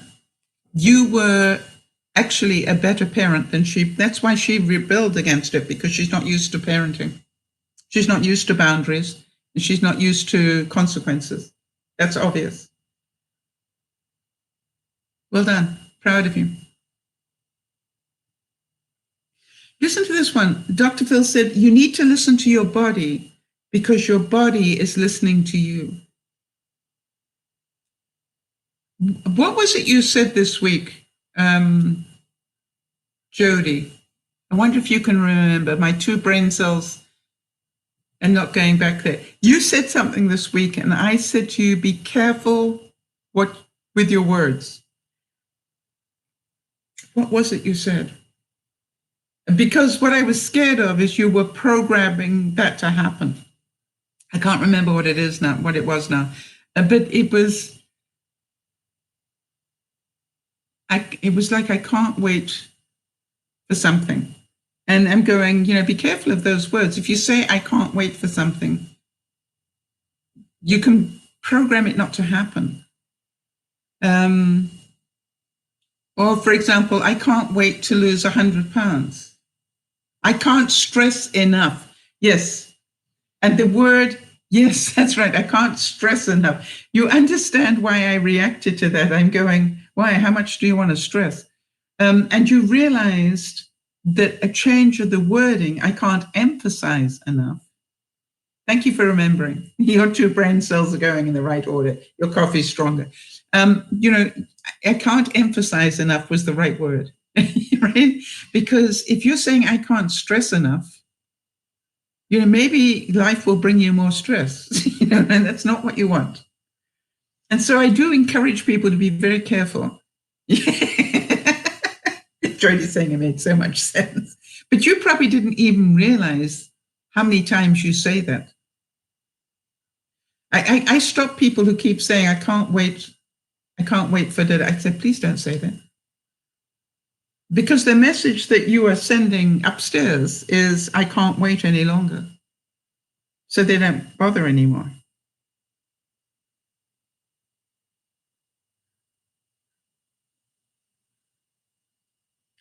All right, now how about this? This came from Dr. Phil as well. If you want more, you have to require more from yourselves. All right, so if I want to keep my weight under control, I need to be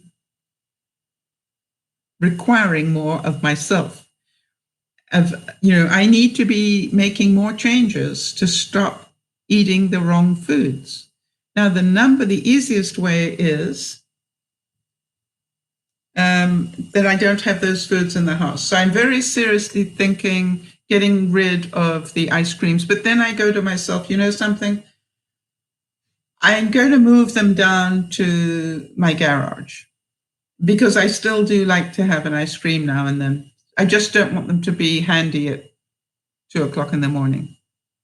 I know I won't go to my garage at 2:00 in the morning because it will disturb other people. It'll disturb Yvonne and family downstairs. So I know I won't do it. I will find some other way. So my new trick is to find cool treats that I can make at night. And I was doing well with the Jell-O, and I'm going to go back to doing that. Jell-O, a bit of banana, and a squidge of pressurized cream. It's not going to do me nearly as much harm.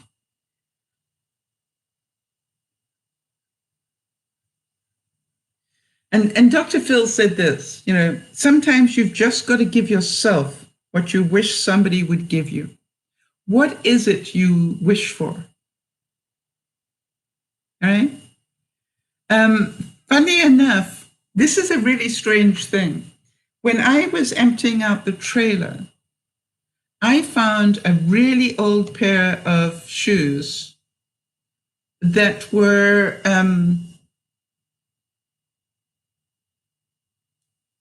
reflexology shoes. Do you know what I mean? They're bubbly underneath. So when you walk, you're actually massaging your feet. Does anybody know what I'm talking about? And they were so old. They'd been in the trailer for 20 years. And I thought, wow, they really need to be thrown away. But I went, no, I don't want to throw them away yet, because I want to see if I can still wear them. And massage my feet, because it's a great way to massage your feet. All those little bubbles, work on the bottom of your foot. And so I walked. The first time I put them on, I really struggled to walk because I'm not used to all those different pressure points, and it was quite painful, to be honest, for the first couple of steps. And then I got used to it. And then after I realized that I was back used to it and how much I enjoyed that feeling, I said, okay, fine. I am now going to buy myself a new pair. And the pair I've got are not fancy. And they're slippers, but you see they've got all the bubbles in them. Now, this is not a fancy lot of reflexology shoes, and I've seen some very fancy ones, but these are just what I call minor ones but all the time I'm walking, the ridges, the bubbles, everything are massaging my feet and therefore stimulating the nerves and everything else in my feet more than I would be if I were just walking barefoot along at home. So that's what I have done. And I actually miss it when I'm not wearing it. When I'm not wearing them, I miss them because I actually really like the way I feel when I wear them. Really weird thing.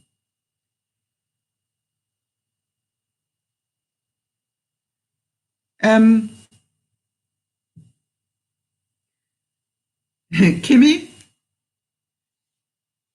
this quote is one that eventually we pray that your granddaughter will get. All right.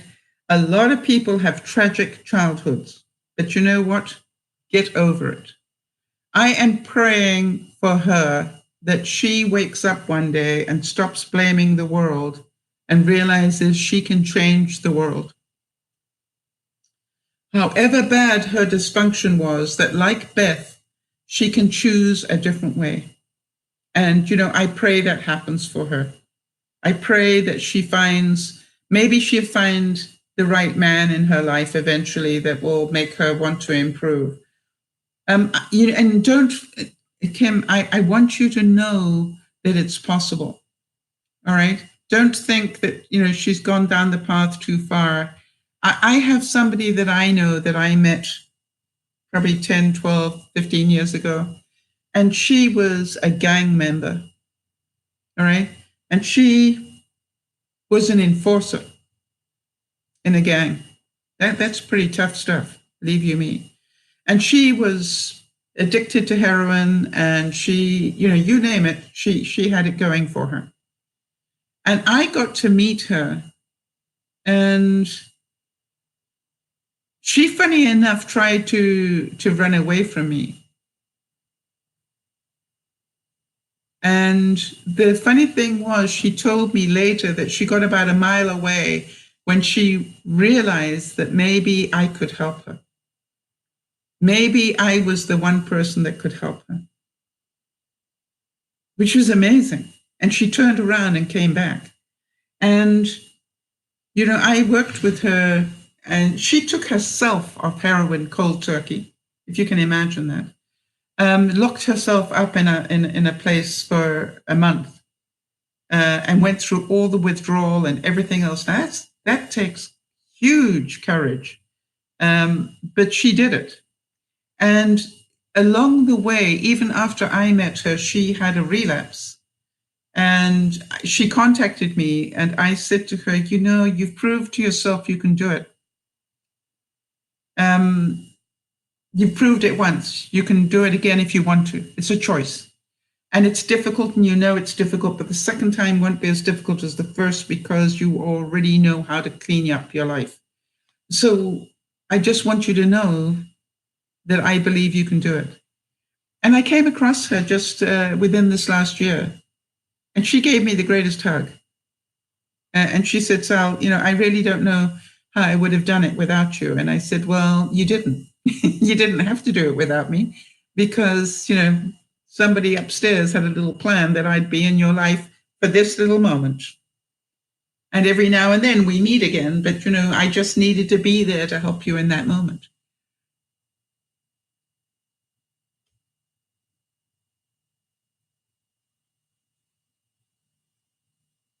Now then, listen to this from Dr. Phil. He said, everyone faces the challenge of finding meaning to their suffering.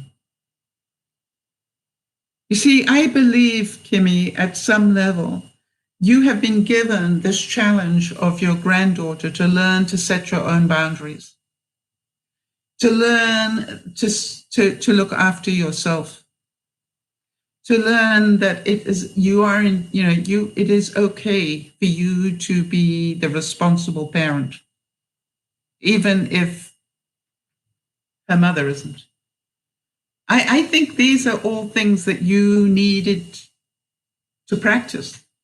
And that's why this happened. And I, again, want to tell you, I want to give you a big hug, because I know that these decisions, you probably really wanted your granddaughter to be your friend at some level. And you realized that the action you took drove her away. And I'm certain that that hurt. But you got angry for good reason. But you don't need to be angry with her anymore, right? Anger is not going to fix her. I'm pretty sure you can see that now. Getting angry at her is not going to fix her. Getting angry at her mother is not going to fix the problem. It's just like, you know something, honey? You are, at an age that one day you're going to realize that the behaviors you're doing, are not working for you. And I just want you to know that when you want to grow up and act like an adult, or when you want help in how to do that, I'll be here. But your decisions have consequences. And life has rules. And if you don't keep to the rules of life, you will get the consequences. And that is my job as a grandparent, is to give you boundaries. And if you choose to ignore them, then there will be consequences. And that's life. You're going to go and get a job eventually. And you know what? You're going to have to show up on time. And you're going to have to work for 8 solid hours. And you're going to have to leave on time, not early. You're going to have to learn boundaries. And this is going to be more difficult. The sooner you learn them, the happier your life will be. But I understand that you're making your own choices right now, ones that please you in the moment.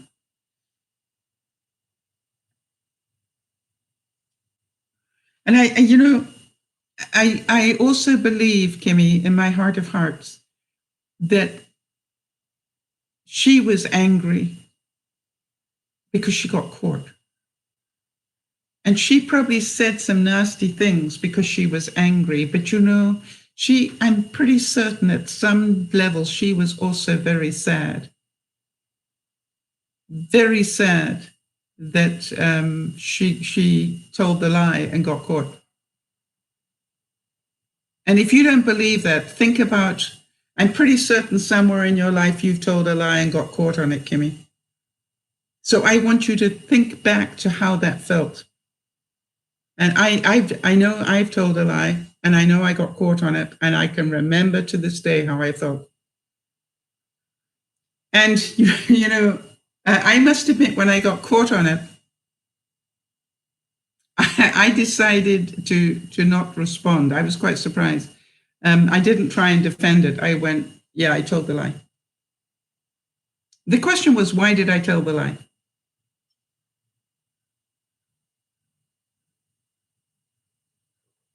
Right, and that was the question I needed to ask myself, because it wasn't something I normally did. So why did I tell the lie? And you know why I told the lie? I knew I'd be in trouble. So there's part of me, by the way, Kimmy, that says that she already knew she was doing the wrong thing, hanging around with 17 and 18-year-olds. That's the problem. She already knew that. And that is why she reacted as strongly as she did. You see, she'd already knew that if she got caught at this, there'd be big trouble, and she got caught. So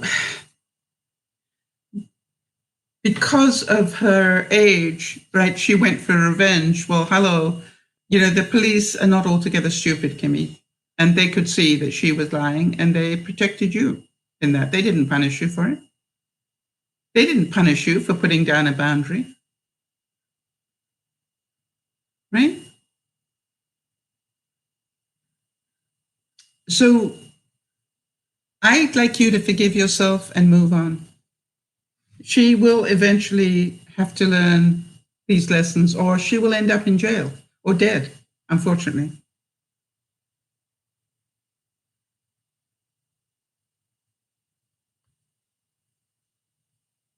Did you know that Dr. Phil is not good at math? I didn't know that.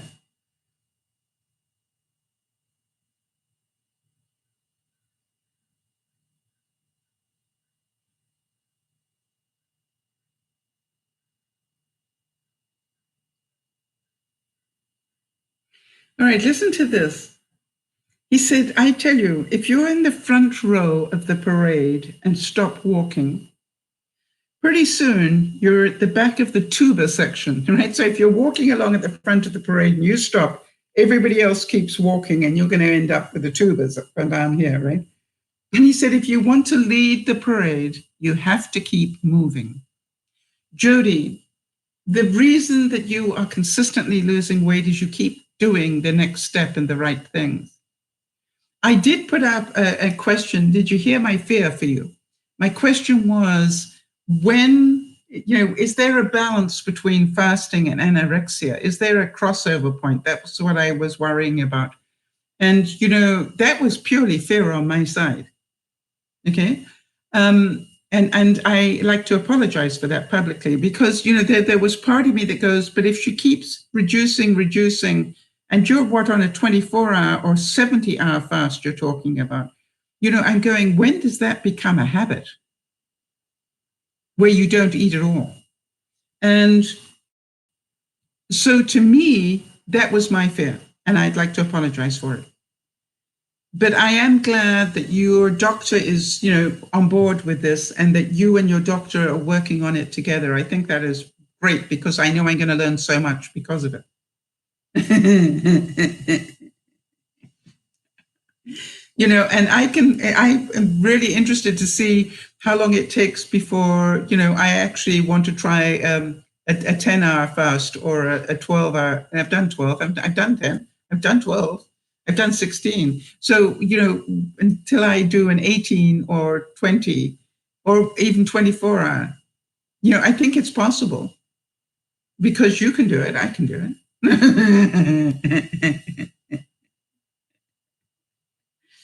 And so I'd like to say that we called this broadcast Simple Truths. Right? The simple truths are, Kimmy, that when you push against people and set a boundary, all right, they are going to get angry because they can't manipulate you. Do you understand that, Kimmy? Because she was not able to make you fold, which she could do with her mother, because you stood solid and said, no, you disobeyed the rules, there is a consequence, you get grounded. She went into high vibration, high anger, high revenge. Now, this is what she did. This was not what you did. It's what she did by not being able to manipulate you. And so the simple truth is you shone the mirror at her and said, you will pay the consequences for your behavior. And that is called parenting. That's a simple truth, right? That is what's missing so much in today's parenting is the consequence. I can always remember having somebody work with me and their son phoned and asked for permission to go and do X, Y, and Z. And she said no. And I could only hear the one side of the conversation and I couldn't help but hear it because I was sitting right next to her at the time. But, obviously the son said something like, well, I'm going to go and do it anyway because you are not here and you can't stop me. And I just heard her voice tone change and said, if you are willing to pay the consequence of that decision, then go right ahead.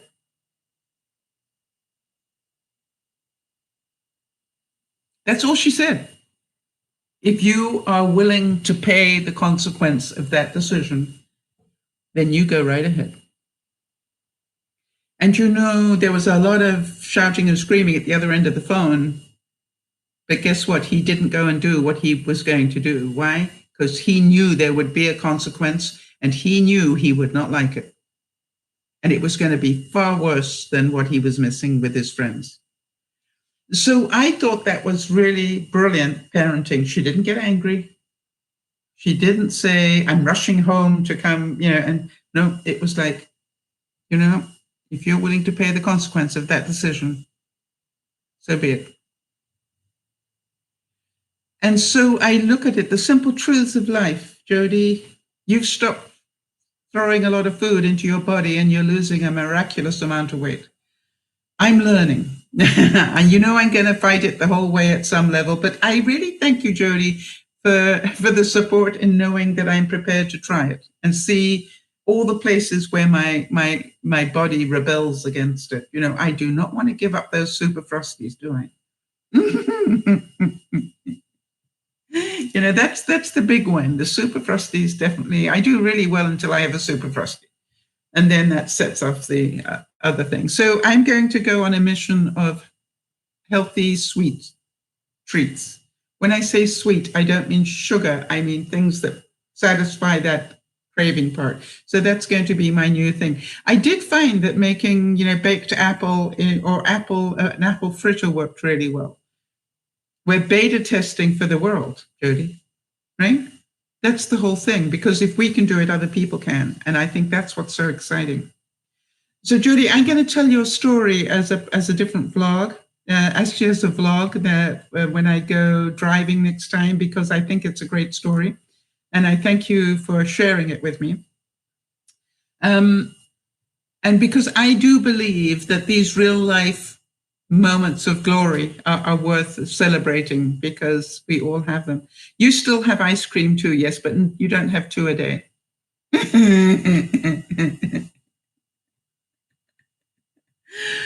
And I really do think that if I could go and take the Metamucil every time I get that need for sweetness, because that's got orange in it and it actually does taste very sweet, although it isn't, that would do my body a whole lot more good than eating an ice cream. And I think maybe I should make Metamucil ice cream. There's a thought.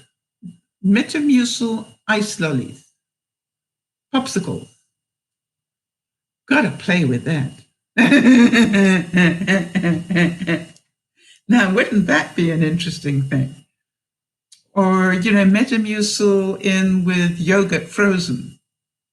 I gotta play, in other words, you can have it, but it's going to do you good whether you like it or not.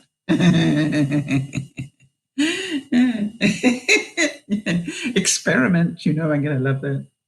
So, okay, so here's the thing. This is the white light, no light, white light. Oh, I don't know what that's doing. A white light. Oh, it's got 3. Oh, I was totally wrong. Wait a minute. This is amber light, the yellow light, white light, blue light. I didn't notice that before. That has a blue tinge to it. Okay, so that's yellow, white, blue. I like the blue. You're on vacation with your diet for a while. You still can't have gluten. I think, Kimmy, what I'm looking at is not a diet. I got to tell you something. That's what I've done. I keep talking to my doctor about this as well. I'm not doing a diet. I got an itch. I'm not doing a diet. I'm making lifestyle changes. It's totally different. I'm finding out what I can eat. All right. That's my goal. My goal is not to be on a diet which tells me what I can't eat. I'm looking at what can I eat and get the results I want. All right. The same thing is it possible to eat right and not do exercise and still lose weight? Jody is living proof that you don't have to exercise to lose that amount of weight. It's doable. Jody did it. That is so exciting. All right. So, everybody, little did Jody know she was going to be my inspiration on this one. Everybody, remember that it's the small things that make a difference. The small truths, the simple truths of, hello, the reason I weigh the way I do is because of what I put in my body. That is a fact, all right? The reason that your granddaughter got angry was because you put down a parenting boundary. It's a simple truth. She didn't like it, and she's not used to consequences. You did a great thing. Kimmy, you got tired of eating fruits and vegetables and a little meat for 4 years. All right? That is because you didn't have the little treats in there every now and then.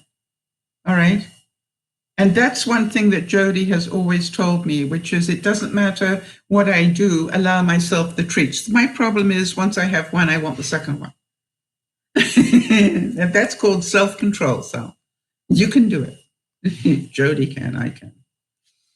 This is Dear Mama Sal saying, remember to look after one another, but as we so rightly know now, most of all, let's continue to look after ourselves. This is Dear Mama Sal saying, see you this evening, 7 o'clock Pacific time, and bye-bye for now.